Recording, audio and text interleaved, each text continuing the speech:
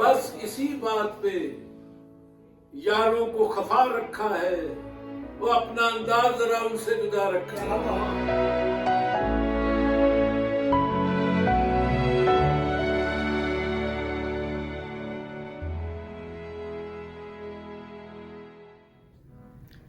अस्सलाम वालेकुम।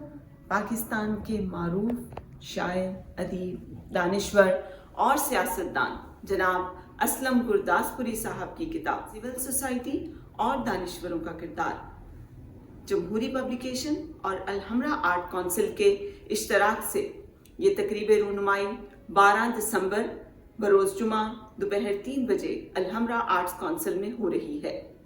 लाहौर की ये यादगार तकरीब जिसमें हमारे मेहमानाने गिरामी इल्मी, अदबी और सियासी मौज़ूआत पर गुफ्तगू फरमाएंगे।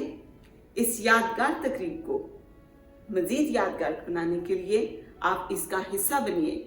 बरोज़ जुमा 12 दिसंबर दोपहर 3 बजे अलहमरा आर्ट्स काउंसिल शाहराह कायदे आज़म माल रोड। मुकर्रर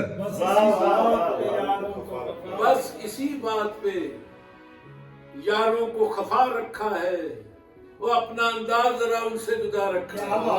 वाह। ओहो